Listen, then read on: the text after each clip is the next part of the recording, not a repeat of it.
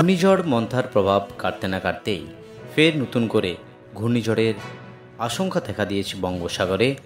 আগামী 5ই নভেম্বরের পর থেকে শুরু হবে প্রবল ঝড় বৃষ্টি বাংলায় আবারও দুর্যোগপূর্ণ আবহাওয়ার আশঙ্কা রয়েছে।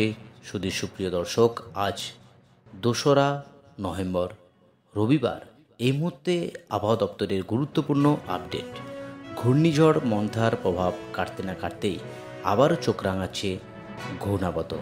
আগামী 72 ঘন্টার মধ্যে বাংলা জুড়ে ঝড় বৃষ্টির আশঙ্কা রয়েছে। শীতের মুখেই দুর্যোগের আশঙ্কা রয়েছে একেবারে বাংলা জুড়ে। সুপ্রিয় দর্শক, প্রথমেই একবার দেখানোর চেষ্টা করব সবই আলিপুর আবহাওয়া দপ্তরের যে অফিসিয়াল ওয়েবসাইট, সেই অফিসিয়াল ওয়েবসাইট থেকেই কিন্তু বিস্তারিত আবহাওয়ার গুরুত্বপূর্ণ আপডেট। তো ওয়ার্নিং পেজে চলে এলাম। যে ওয়ার্নিং পেজে আবহাওয়ার গুরুত্বপূর্ণ ওয়ার্নিং রয়েছে সেখানে একবার আলোচনা করব। তারপর জেলাভিত্তিক পেজে গিয়ে আলোচনা করব আজ এবং আগামী কয়েকদিনের আবার কী গুরুত্বপূর্ণ আপডেট রয়েছে। ইতিমধ্যেই আলিপুর আবহাওয়া দপ্তর কোনো বঙ্গেই ওয়ার্নিং নেই, দক্ষিণবঙ্গ এবং উত্তরবঙ্গের কোথাও ওয়ার্নিং নেই। কোথায় হালকা থেকে মাঝারি বৃষ্টি, জেলাভিত্তিক পেজে গিয়ে আলোচনা করব। একবার দেখে নিচ্ছি যে বৃষ্টিপাতের আপডেট লক্ষ্য করা যাচ্ছে। আজ হালকা থেকে মাঝারি বৃষ্টি, লাইট টু মডারেট রেন দক্ষিণবঙ্গের জেলায় জেলায়। কলকাতা, হাওড়া, হুগলি সহ 2 পরগনা, 2 মেদিনীপুর সহ পশ্চিমাঞ্চলের জেলা মুর্শিদাবাদ এবং নদিয়া সমস্ত জেলাতেই রয়েছে হালকা থেকে মাঝারি বৃষ্টি। ওয়ার্নিং বলতে কোথাও কিছু নেই। যদি একবার দেখে নিই যে বৃষ্টিপাতের আপডেট রয়েছে কোথায়, সেটা একবার দেখে নিচ্ছি। নর্থ বেঙ্গল জেলার পেজে আবহাওয়ার যে গুরুত্বপূর্ণ আপডেট, সেই আবহাওয়ার গুরুত্বপূর্ণ আপডেট চলে এলাম নর্থ বেঙ্গল জেলার পেজে। সেখানেও বিশেষ করে দার্জিলিং, জলপাইগুড়ি, কালিম্পং, আলিপুরদুয়ার এবং কোচবিহার সঙ্গে 2 দিনাজপুর এবং মালদাতে লাইট টু মডারেট রেন হালকা থেকে মাঝারি বৃষ্টি রয়েছে। উত্তরবঙ্গ এবং দক্ষিণবঙ্গের জেলায় জেলায়, উত্তরবঙ্গের বিশেষ করে পাহাড়ি জেলাতে রয়েছে হালকা থেকে মাঝারি বৃষ্টিপাত। যদি একবার দেখি সরাসরি স্যাটেলাইটের মাধ্যমে, তো তাতে লক্ষ্য করা যাচ্ছে একেবারে কলকাতার আকাশে মেঘাচ্ছন্ন আকাশ রয়েছে। কলকাতা সহ পশ্চিমাঞ্চলের জেলা, অর্থাৎ পশ্চিমাঞ্চলের জেলা এবং উত্তরের জেলাগুলিতেও রয়েছে একেবারে মেঘাচ্ছন্ন আকাশ এবং বঙ্গোপসাগরে রীতিমতো মেঘের আনাগোনা রয়েছে। অর্থাৎ আবারও যে ঘূর্ণাবতের প্রভাব রয়েছে বঙ্গোপসাগরে, সেটা কিন্তু একেবারে উড়িয়ে দেওয়া যাচ্ছে না। আগামী 5 তারিখের পর থেকে বিশেষ করে দক্ষিণবঙ্গের জেলার উপর এর প্রভাব অনেকটাই বেশি থাকবে বলে আশা করা যাচ্ছে। ইতিমধ্যেই আলিপুর আবহাওয়া দপ্তর এই নিম্নচাপের জন্য স্পেশাল বুলেটিনও আপডেট করেছে, যেখানে বলা হয়েছে দক্ষিণবঙ্গের উপর এর দুর্যোগের প্রভাব অনেক বেশি রয়েছে।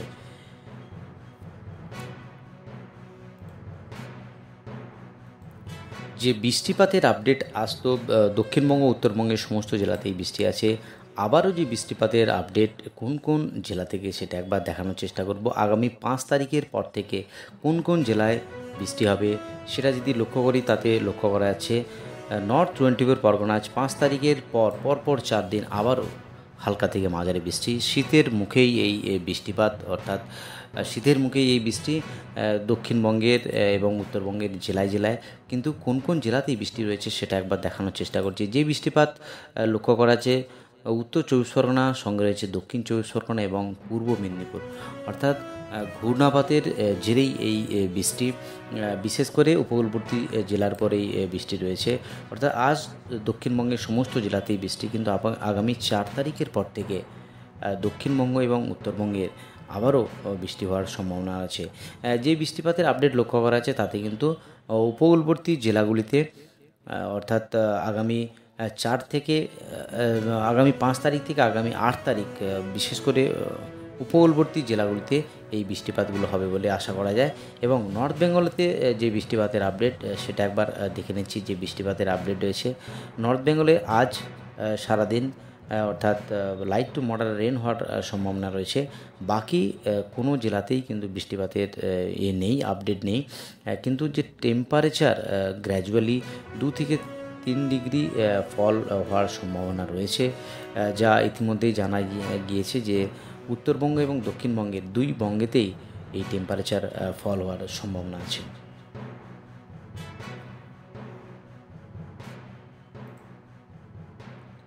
এবার গতকাল বৃষ্টিপাতের কোথায় কত আপডেট ছিল সেটা একবার দেখানোর চেষ্টা করছি। সরাসরি চলে এলাম আলিপুর আবহাওয়া দপ্তরের যে বৃষ্টিপাতের আপডেট, সেখানে কোথায় কত হয়েছে 5:30টার যে বৃষ্টিপাতের আপডেট, তাতে কিন্তু দক্ষিণবঙ্গের সামান্য বৃষ্টি হয়েছে সল্টলেকে, কলকাতাতে 13 মিলিমিটার কন্টায় বৃষ্টি হয়েছে। বাকি সেভাবে কোনো বৃষ্টিপাত অবজার্ভ করা যায়নি, কিন্তু যে বৃষ্টিপাত লক্ষ্য করা যাচ্ছে নর্থ বেঙ্গল জেলার পেছে, সেখানে 13 মিলিমিটার দার্জিলিং, সঙ্গে 11 মিলিমিটার আলিপুরদুয়ার, বাকি 4 মিলিমিটার বাগডোগরা এবং বালুরঘাটে বৃষ্টি হয়েছে।